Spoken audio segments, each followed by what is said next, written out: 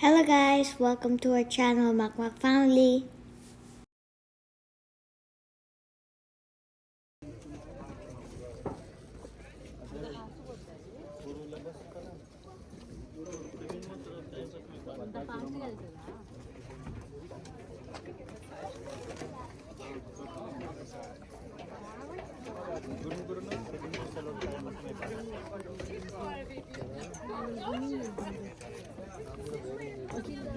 I want to go to the... No.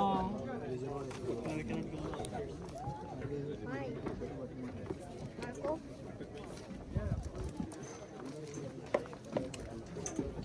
Can we go in the downstairs? Thank you. You're the last one up. Oh, thank you. Acha, nene enter last. Dito na lang?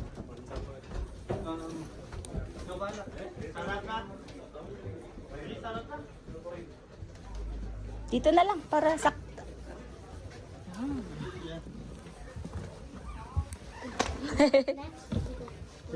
Close to the pilot. You want to go there?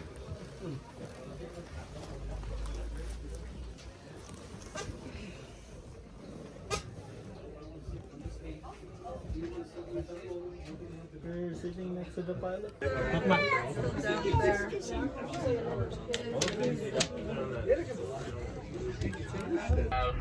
On board and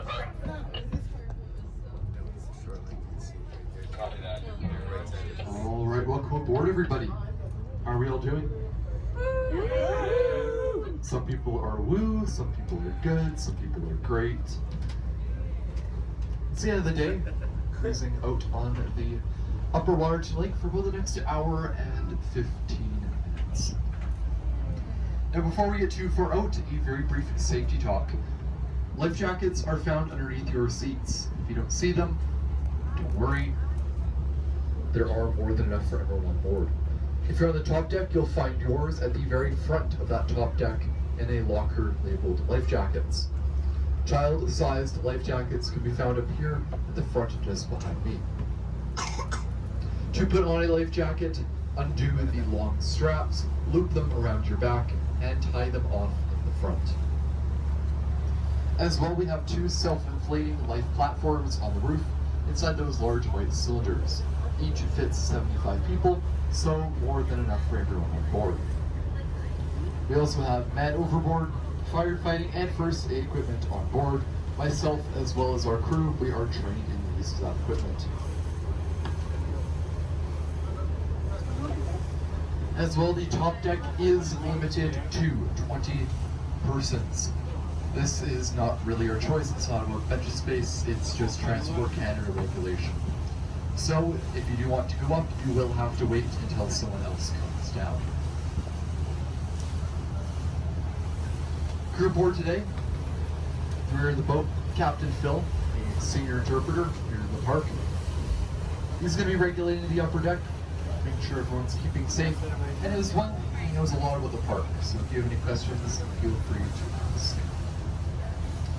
Captain up here at the helm, Captain Chris, he's a registered captain for Transport Canada. He's going to be taking us nice and close to shore, especially the time of day. We're cruising out right now. We have a better than usual chance of animal sightings. We've already had 2 bear sightings today, and that was within 20 minutes of leaving the dock. So please keep your eyes peeled, look out on the shore. If you do spot anything, give a wave and a holler, and we will slow the boat down and give everybody a good look. My name is Lucas. I'm a captain here at the company as well. I am a sort of local. My family is a cabin here, so I've spent every summer, every weekend, every spring break, every fall break. Essentially any time I haven't been actively out doing university in Calgary, I've been here. Now, unlike some other places in the park and around parks in Canada in general, well, there's really haven't given here. You'll be seeing temperatures ranging between an Australian summer and an Arctic winter. -40 up to +40 over the course of a year. What's that in Fahrenheit? Well, negative 40 is negative 40, and plus 40 Celsius translates over to 120 Fahrenheit. It gets hot. It gets really hot. But thankfully, it's a bit of a nicer day out here. Some fairly moderate wind, average, even low for this time of year, and some comfortably toasty temperatures, 35 Celsius. You like it? But those winters, it's usually negative 20.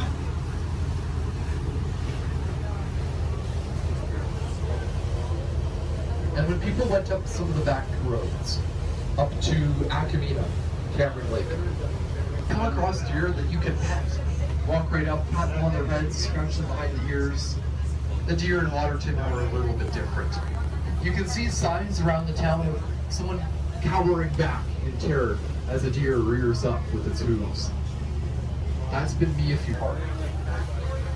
You see, I guess an analogy would work. For a question, have you ever heard of chickens going extinct? What? Well, no. You're in USA. You're in USA. Us is America. Everything behind us is Canada.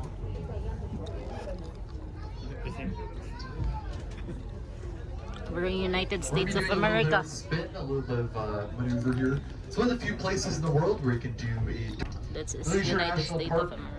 1910, Waterton National Park, 1911, or just national parks. Not united in any way, though they were one another directly. Have humans separated as well. And so the Rotarians of Alberta and Montana campaigned with a slogan: nature knows no boundaries, so why should we? And so the two parks were united into one. So Makmak is in Agreements drawn up America on right now. everything from county wildlife to doing research to tourism and We're in fishing. USA. Nowadays, they set an example together for countries around the world looking to further both the conservation of nature and political ties. That's the lines, that's the between border. nations. Right now we're in half Canada USA. and the United States have been at peace for a little over 200 years, or I believe at this point 210, since 1813. And of course, if you want later, we can argue about who won the War of 18 for a pretty famous figure in the history of national parks around the world. Charles Waterton founded the first nature conservation area in all of the British Empire. And so this area, this valley was named in his honor. Before that, it was known primarily as Pawtuxekino, or the big lake within the walls. Over essentially a little bit off our right, basically just behind. On a clear night, a moonless night in Calgary or Lethbridge or Edmonton or Missoula, you look up in the sky, you can maybe see 2 of the stars at most. Here in Waterton, even on a fairly hazy night, you can look up in the sky and see a vivid view. The Milky Way galaxy spanning across the sky, the constellations, the planets. And if you know where to look and at the right time,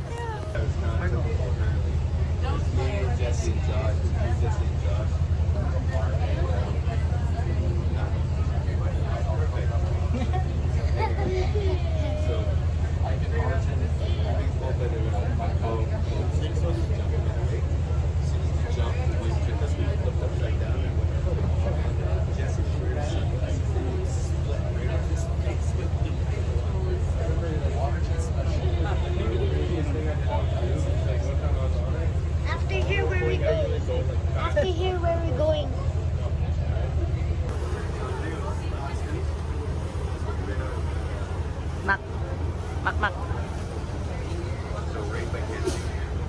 Thank you for watching. Please don't forget to like and subscribe to our videos.